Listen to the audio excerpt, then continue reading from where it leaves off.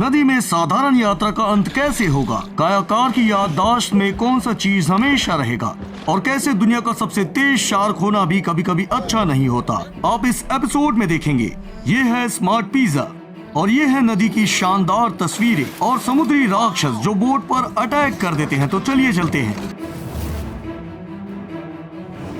नदियों का पुलिस। मुझे यकीन है जब लोग नौका विहार में जाते हैं तो सोच भी नहीं सकते ऊदबिलाव उन पर हमला करेगा। इस जानवर के द्वारा अटैक किए जाने का किसी भी न्यूज़पेपर में आप खबर नहीं देखेंगे, लेकिन इस वजह से इसे लिखने की सलाह मैं नहीं दूंगा, क्योंकि ये ऊदबिलाव अपने नुकीले दांतों की वजह से बहुत ही खतरनाक हो सकते हैं। और मुझे लगता है कि आप पहले से ही जानते हैं कि इनका वजन बहुत कम होता है, लेकिन इन कृंतकों का वजन 30 किलोग्राम तक पहुंच जाता है और वो 10 किलोमीटर प्रति घंटे की गति से तैरते हैं और पानी में सहज महसूस करते हैं। लेकिन अचानक उन्हें कोई पसंद नहीं आता है। अगर कोई उनके इलाके पर घुसपैठ करे या उनकी तरफ अभद्र इशारा करता है, ऊदबिलाव सावधानी से अपनी पूंछ से उस पर वार करेगा। यदि आप इसे व्यक्तिगत रूप से देखते हैं इस वीडियो में जो व्यक्ति है, तो बेहतर होगा कि आप अपना समय बर्बाद ना करें और भाग जाए, क्योंकि वहां कुछ बुरा होने वाला है। याद रहने लायक मुठभेड़। बीवर के मामले में आपको अभी भी अपने कार्यों के बारे में संदेह हो सकता है, क्योंकि इस जानवर का भेंट आपको रोज नहीं होता है और आप नहीं जानते ये कितने खतरनाक है। लेकिन भालू के मामले में चीजें आसान होती है। ये बड़ा प्राणी, जैसे आप इस वीडियो में देख सकते हैं, इस दौरान वो अच्छे से तैर रहा है और दहाड़ भी रहा है।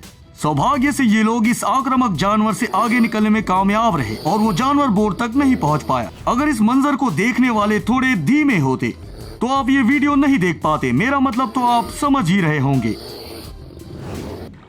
एक बड़ी छुट्टी। हम सभी जानते हैं कायाक क्या है। एक अकेला सीट वाला नाव जिसका उपयोग लोग किसी नदी में करते हैं या फिर किसी तेज धारा पर। दूसरी ओर ये व्यक्ति जंगल में नदी के किनारे अपनी कश्ती को चलाते हुए आश्चर्यजनक दृश्यों को निहार रहा था। आपको तो पता ही है, मुझे ये वन्य जीवन बहुत ज्यादा पसंद है। फिर एक साधारण विचार ने मुझे होश में लाया। क्या होगा अगर कोई जानवर कायाक पर आक्रमण कर देता है, क्योंकि यहाँ कलर पैलेट लगभग एक जैसा है और सभी मिलकर एक होते हैं, इसलिए मगरमच्छ को यहाँ चकमा देना असंभव होगा। आखिर यहाँ क्या हुआ? मेरा डर सही साबित हुआ। इस नाव पे एक मगरमच्छ हमला कर देता है। वो शिकारी उस आदमी की ओर तेजी से आता है और इस कारण से उस आदमी को तुरंत नाव मोड़ने में दिक्कत आ जाती है। वो आदमी किनारे के शाखाओं से जा टकराता है, जो कि सौभाग्य से दाहिनी ओर पड़ी और वो उठने में कामयाब रहा। इसके बाद कायाक पर फिर से हमला बिल्कुल नहीं हुआ। सब कुछ काफी शांतपूर्ण था, जो कि एक बड़ी छुट्टी के शौकीन को खुश नहीं कर सका। अगला ज्यादा तनावपूर्ण मुठभेड़ तो नहीं है, लेकिन उससे कम खतरनाक भी नहीं है, और ये मामला है एक बहुत ही खौफनाक और असामान्य प्राणी के मातृभूमि का। ऑस्ट्रेलिया में इस देश का एक निवासी हावर बोट पर खड़ा हुआ था। उसी बीच एक अनजाना सांप उससे आके टकरा गया। अच्छा है कि उसने इसे याद रखने के लिए सहलाने या सेल्फी लेने की हिम्मत नहीं की, क्योंकि ये प्राणी उसके लिए बहुत ही खतरनाक हो सकता था। क्योंकि तथ्य ये है कि पानी में रहने वाले सांप कई दर्जन गुना ज्यादा खतरनाक होते हैं धरती वाले सांप के मुकाबले। हालांकि सामने में देखने से ऐसा बिल्कुल नहीं लगता। इनका जहर कुछ ही मिनटों में असर करता है और ऐसी परिस्थितियों में इनके काटने के बाद बच पाना बहुत मुश्किल होगा।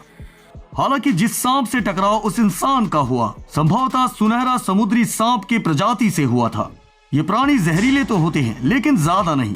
वो अपने जहर का इस्तेमाल खाना पचाने के लिए करते हैं और उनकी लंबाई 2 मीटर तक हो सकती है। वजनदार सपाट पूंछ और बड़े फेफड़े उन्हें पानी में लंबे समय तक रहने की सुविधा देता है। आपको तेज नहीं तैरना चाहिए, ऐसा मैं शार्क से कहता अगर वो मेरे करीब होती, लेकिन वो हमारी भाषा नहीं जानती। ये दुनिया का सबसे तेज शार्क होता है, जिसे मैको कहा जाता है, और ये लगभग 75 किलोमीटर प्रति घंटे की रफ्तार पकड़ सकता है। इसलिए इसे समुद्री पेरेग्रिन बाज के रूप में भी जाना जाता है। मेरे हिसाब से 20 किलोमीटर प्रति घंटे की गति या फिर 30 किलोमीटर प्रति घंटे की गति समुद्र में रहने वाले छोटे जीवों को पकड़ने के लिए काफी है। दरअसल इनकी तेज गति इन्हें काफी परेशानी में डाल सकती है। लोग खुले आसमान में नौका विहार कर रहे थे, किसी को छुए बिना, और मछली भी नहीं पकड़ रहे थे, और अचानक एक शार्क उनके सामने आ गया, बिल्कुल ही एक बिना बुलाए मेहमान की तरह। हो सकता है वो प्राणी ने अपने गति का ध्यान नहीं रखा था और अचानक बोट से आकर टकरा गया। और अगर ये मछुआरे होते तो उनकी खुशी का कोई ठिकाना ही नहीं होता। पर शार्क का किस्मत अच्छा है, जहाज के लोग उसे अपने साथ नहीं ले जाना चाहते थे। उनकी मदद से या जैसे तैसे शार्क फिर पानी में चला गया। और लगता है भविष्य में हमेशा ध्यान रखेगा। ओ, मुझे लगता है कि उस कहानी का संभावित सीक्वल मिल गया है। इमेजिन कीजिए, वहाँ शार्क को वापस पानी में डालने वाला कोई नहीं था। कार्टून की तरह जानवर भी सहयोग करेंगे और कुछ चमत्कार से रिश्तेदारों को बचाएंगे कदर से। बिल्कुल इसकी तरह इस तेज प्राणी का मित्र उस वाहन के इंजन को बंद कर सकता है और दूर जाने से रोक सकता है, जो कुछ ऐसा दिखेगा। ठीक है, मजाक से हटके, क्या आपको शार्क के व्यवहार के बारे में पता है? उसने ऐसा क्यों किया? कमेंट में बताइए। अब मेरी बारी है। सर्फिंग पर क्या विचार है? मुझे पता है कि आप लोगों में से ज्यादातर प्रक्रिया को जरूर देखा है, लेकिन कभी कोशिश नहीं की। अगर बात सही है तो 2 बार सोचिए कहां से सीखना चाहिए। मैं खुली जगह नहीं चुनूंगा जैसे समुद्र और महासागर, क्योंकि यहाँ पर किसी भी वक्त एक स्क्विड आपसे टकरा सकता है। उदाहरण के लिए जरा इसे देखिए, उसने बोट पकड़कर इंसान को नीचे गिरा दिया। या फिर ये पानी में रहने वाला प्राणी खुद से अपने आप में तैरना चाहता था और उस आदमी ने उसे एक मौका भी नहीं दिया। खैर, आप इसे नहीं जानते तो इससे मजाक बिल्कुल मत कीजिएगा।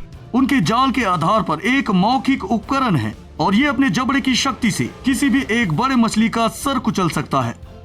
और ये जीव प्राकृतिक रूप से शिकारी होते हैं और ये अपने से किसी भी छोटे जीव को खा जाते हैं, यहाँ तक अपने छोटे रिश्तेदारों को।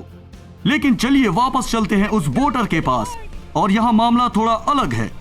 ये जीव चोटिल था, इसलिए लोगों से मदद मांग रहा था, और जब तैराकों को ये समझ आया तो वो उसे किनारे पर ले गए, जहाँ वो दूसरों से भी मदद मांगते हैं और उसकी पूरी भरपाई करते हैं।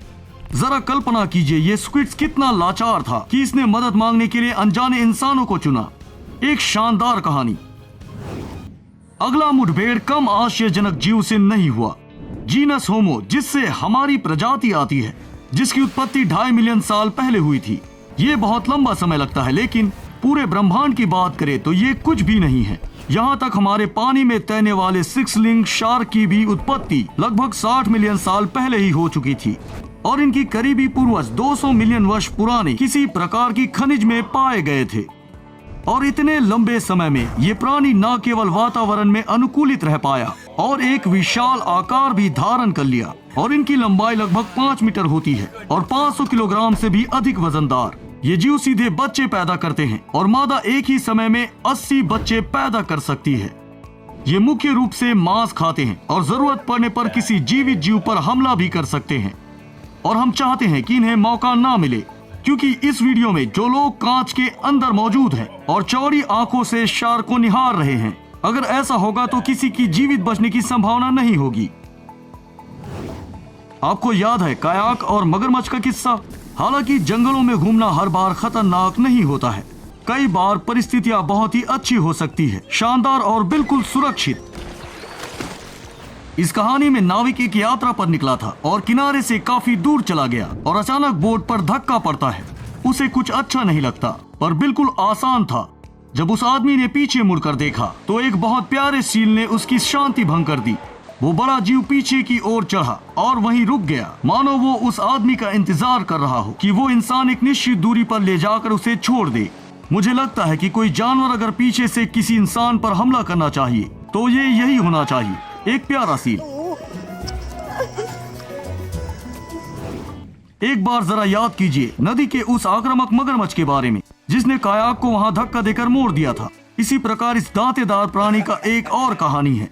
मगरमच्छ कभी भी किसी के अच्छे होने की कामना नहीं करते हैं, पर नाव पर आक्रमण जरूर करते हैं। और मजेदार बात यह है, यहाँ मगरमच्छ एक ऊंची नाव पर कूद गया, पर मुझे नहीं पता कि वो ऐसा कैसे कर पाया। मैंने सोचा कि उन्होंने एक बड़ी क्षैतिज छलांग लगाई है, लेकिन देख सकते हैं वो कितना ऊपर कूद सकते हैं। और पता नहीं जहाज में बैठे इंसान ने इसे कैसे भगाया, एक छड़ी से या अपने नंगे हाथों से।